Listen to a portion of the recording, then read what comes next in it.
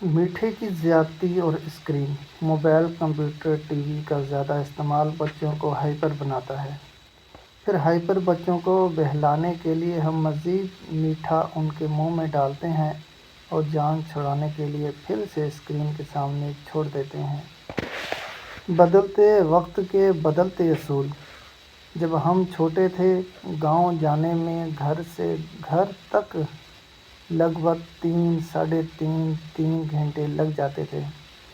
شہر کے اندر ہی نانی اماں کے گھر جاتے بھی تقریباً گھنٹہ لگ جاتا تھا، کیونکہ ٹیبلٹس اور اسپیکرز کا زمانہ نہیں تھا، تو کھیلوں باتوں اور بل بورڈ پڑھنے میں راستہ کٹ جایا کرتا تھا۔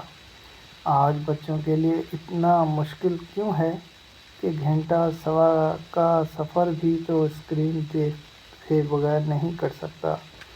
کھانا اسکرین کے بغیر نہیں کھایا جا سکتا۔ سوڈا لینے جاؤ تو ٹرالی میں اسکرین لے کر بیٹھے دکھائی دیتے ہیں۔ ویٹنگ روم ہے تو وہاں بچہ بغیر اسکرین کے صبر کے ساتھ انتظار نہیں کر سکتا۔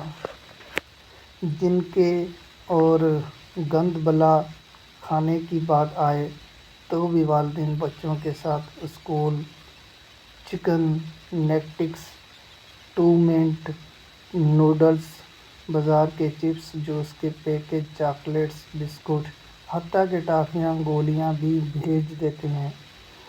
یہ بات قابل غور ہے کہ میٹھے کی زیادتی اور اسکرین کا زیادہ استعمال بچوں کو ہائپر بناتا ہے۔ پھر ہائپر بچوں کو بہلانے کے لیے ہم مزید میٹھا ان کے منہ میں ڈالتے ہیں اور جان چھڑانے کے لیے پھر سے اسکرین کے سامنے بٹھا دیتے ہیں۔ گئے وقتوں میں والدین 18-20 سال کی جوان اولاد کے سامنے خود کو بے بس پاتے تھے۔ ہم 2 سال کے بچے کے آگے بھی مجبور اور بے بس ہیں۔ سوچنا یہ ہے کہ آخر گڑبڑ کہاں ہو رہی ہے۔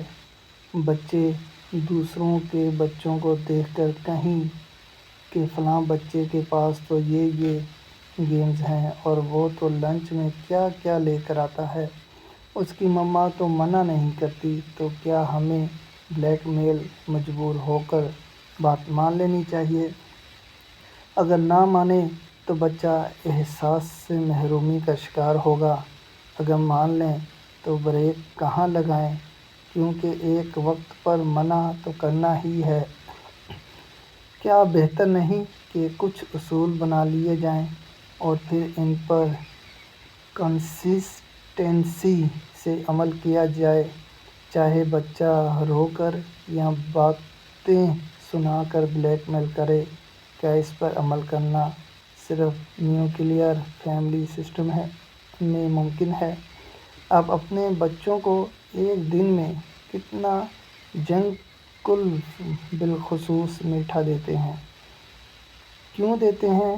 نہ دیں تو کیا ہوگا؟ اور اگر نہ دیں تو کیا بچے شکایت کرتے ہیں؟ اس شکایت پر ان کو کیسے سمجھایا جاتا ہے؟ اسکرین کے اوقات مقرر ہیں؟ نہیں تو اس کے پیچھے کیا وجہ ہے؟ ہاں تو بچے شکوہ کرتے ہیں۔ شکوے کو کس طرح ہینڈل کرتے ہیں؟ بات سمجھنے اور ماننے پر بچے کی حوصلہ افزائی کے لیے کیا تعریفی کلمات کہے جاتے ہیں؟ ہر والدین اپنی طرف سے بہترین ہی کرنے کی کوشش کرتے ہیں، اس لیے اس ڈسکشن میں بھی اپنی اصلاح ملحوظ رہے، کسی کو بھی جج نہ کریں۔